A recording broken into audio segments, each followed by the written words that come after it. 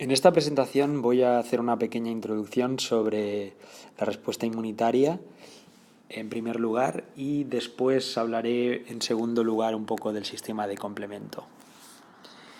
La respuesta inmunitaria es el conjunto de procesos celulares y moleculares que tiene el organismo para defenderse de los cuerpos extraños. Cuando un cuerpo entra dentro del organismo puede ser inmunógenos, que debe ser detectado y destruido por el sistema inmunitario, o pueden ser tolerógenos, moléculas propias que no inducen ninguna respuesta inmunitaria. Un antígeno es cualquier cosa que entra en el cuerpo y genera una respuesta inmunitaria, genera anticuerpos. Las palabras vienen de antibody generation. Las partes del antígeno que se reconocen son los epítopos. Puede tener un epítopo, más de un epítopo, en cuyo caso pueden ser lineales o pueden ser conformacionales. La medida de la respuesta inmunitaria que produce un antígeno es lo que se llama la antigenicidad y depende del tamaño, la complejidad, el carácter, la estructura y naturaleza químicas, la dosis, la vía de administración y también la genética del huésped. Un mismo antígeno no produce la misma respuesta inmunitaria en diferentes huéspedes. Además, podemos hablar de diferentes elementos del sistema inmunitario. Hay elementos formes, que son las células y los órganos linfoides. Dentro de las células pues tenemos las células de la línea mieloide, macrófagos y los granulocitos, macrófagos, mastocitos y los granulocitos neutrófilos, eosinófilos y basófilos, que formarían la respuesta innata junto con los linfocitos NK. Luego los linfocitos B y T de la línea linfoide forman la respuesta específica, la respuesta adaptativa. Además de elementos formes, tenemos elementos solubles que están formados por las citocinas, que son péptidos que regulan la respuesta inmunitaria, y hay diferentes formas de secretar citocinas por las células del sistema inmunitario. Puede ser una secreción autocrina, endocrina o paracrina. Autocrina si se modifican a sí mismos, endocrina si van al sistema vascular, o paracrina si modifican otra célula. Y estas modificaciones pues, pueden inducir o inhibir la proliferación celular, la apoptosis, la quimiotaxis, la diferenciación celular o hacer diferentes cambios en el metabolismo de la célula diana. Las características de las citocinas son pleiotrópicas, quiere decir que aunque una citocina se segregue por una célula, pues diferentes citocinas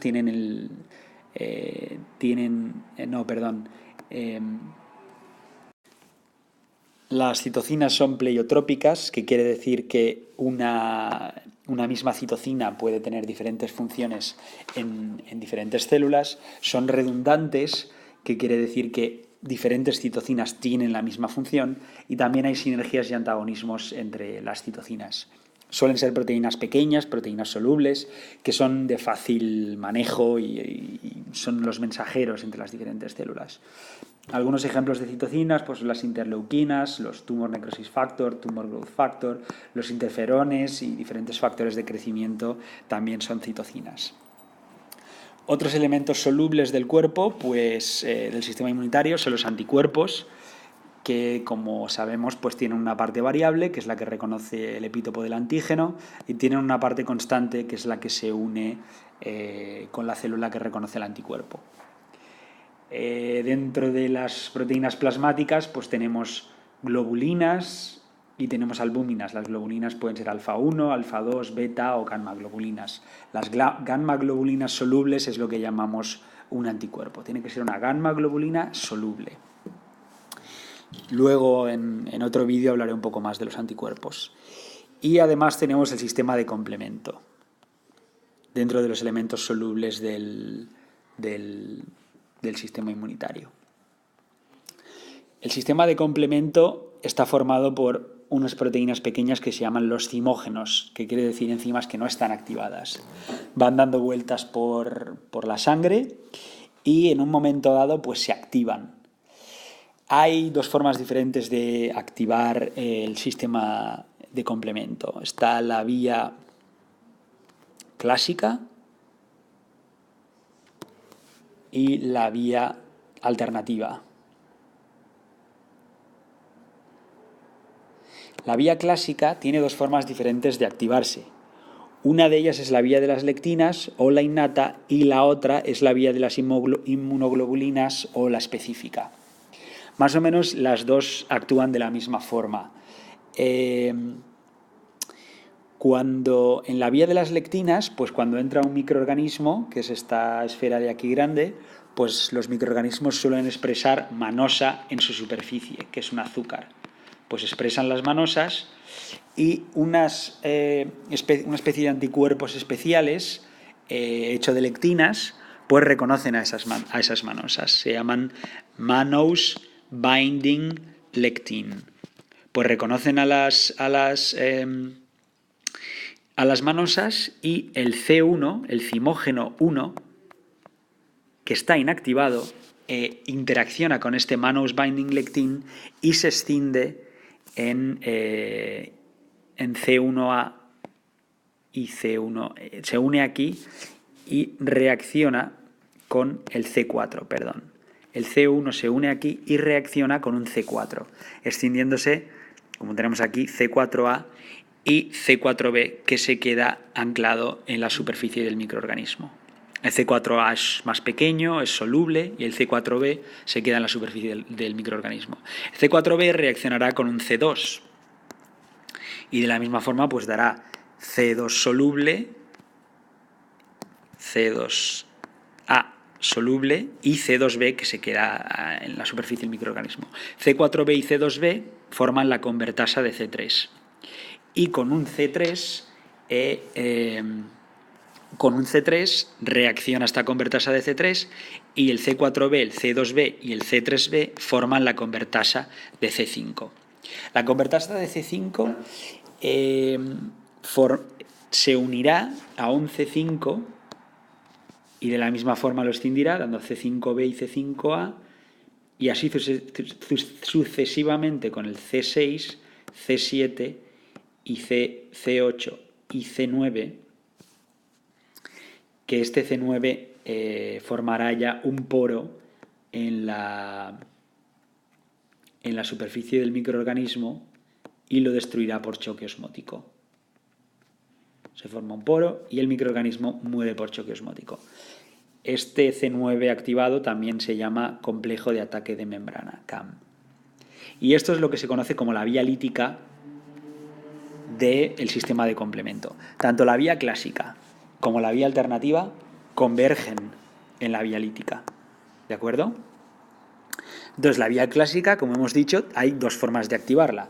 Una es la vía de las lectinas o innata y la otra la vía de las inmunoglobulinas o específica. Hemos explicado la vía de las lectinas, ahora explicaré la vía de las inmunoglobulinas o la vía específica, que es muy parecida. Simplemente, pues, el zimógeno C1 tiene diferentes partes. Tiene una parte de reconocimiento de anticuerpos, que es lo que se llama C1R y C1S. Aquí tiene varios brazos, no solamente dos, como un anticuerpo. Y el C1R y C1S reaccionan con inmunoglobulinas G e inmunoglobulinas M. Necesitan, como está aquí escrito, necesitan por lo menos dos inmunoglobulinas G o una inmunoglobulina M, porque como sabemos las inmunoglobulinas M están formando pentámeros. Entonces, se necesita dos inmunoglobulinas G o una inmunoglobulina M para reaccionar con el C1, con las partes C1R y C1S del C1, y esto producirá una reconformación del C1Q, que es la parte aquí que no hace el reconocimiento de la C1, ¿de acuerdo? Entonces, tras esa reconformación estructural, el C1, pues como hemos visto antes, ya reacciona con el C4 para dar C4A y C4B. C4B se ancla a la superficie del microorganismo, que reacciona con el con el C2b y C3b ya se forma la convertasa de C5 y ya se activa la vía lítica del sistema de complemento. Pues estas son las dos formas de activación de la vía clásica. Y ahora vamos a ver la vía alternativa. La vía alternativa consiste en que en la sangre pues hay zimógenos C3 dando vueltas por el cuerpo, va dando vueltas por la sangre. En un momento dado, estos zimógenos C3 se activan y se forma el C3I. Contacto con agua, pues se activa el zimógeno C3. Se activa el zimógeno C3, forma C3I. Este C3I se une a los factores B, al factor D y al factor P y forma la convertasa de C3 soluble. Esta convertasa de C3 va a reaccionar con diferentes zimógenos C3 y va a dar C3b. Que el C3b es el que reconoce la superficie del microorganismo y se ancla allí. Y otra vez el C3b reaccionará con los factores B, D y P y formará C3b-B y escindirá C3b-A, ¿de acuerdo? Y esta es la convertasa insoluble que está anclada a la superficie del microorganismo de la vía alternativa del sistema de complemento. Esta convertasa insoluble puede amplificar la señal original, reaccionando con más C3 y dando más C3b en la superficie del microorganismo. Se produce un fenómeno de amplificación. Y estas C3b pues reaccionarán con más unidades de C3b y acabarán formando el C5, formado por un C3BBB, C3b. Esta convertasa de C3,5 ya forma, como hemos visto antes, la vía lítica del sistema de complemento. C5 reacciona con C6, que reacciona con C7, que reacciona con C8 y C9, hasta dar el complejo de ataque de membrana, forma los poros y por choque osmótico el microorganismo acaba muriendo. Además de esta función lítica, por la vía clásica y por la vía alternativa del sistema de complemento, el sistema de complemento tiene otras tres funciones. La primera es que las partes solubles, aquí hay un pequeño error, las partes solubles de los zimógenos, C3A y C4A, son opsoninas. Se unen al microorganismo y lo marcan para que un fagocito pueda acercarse y comérselo.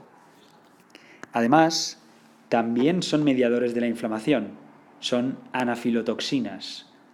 El C3A, C4A y C5A interaccionan con los mastocitos para que segreguen histamina, que es como sabemos es el principal mediador de la respuesta inmunitaria. También son sustancias quimotácticas. Pueden atraer a neutrófilos al foco de la inflamación. Y hay una última función. Cuando se produce la reacción entre un anticuerpo y un antígeno, el C3b reconoce esta unión y se ancla a ellos. De forma que en la sangre se va produciendo una acumulación de sustancias residuales. Pues bien, cuando pasa un eritrocito por aquí, es capaz de reconocer este complejo que se ha formado y se lo lleva todo junto, C3b y el inmunocomplejo, el eritrocito se lo lleva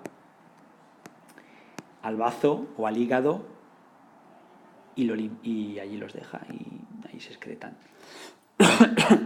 Y así va limpiando también los eritrocitos los restos de la respuesta inmunitaria. Pues bien, estas son las 5 funciones del sistema de complemento. En primer lugar, la lisis, como hemos visto, aquí está explicada de otra manera. Segundo lugar, opsonización. Tercer lugar, inflamación. Son anafilotoxinas, son opsoninas, son zimógenos y además son sustancias quimotácticas, atraen a los neutrófilos. Y en último lugar, pues también sirven para limpiar los restos de una respuesta inmunitaria. Muy bien, gracias.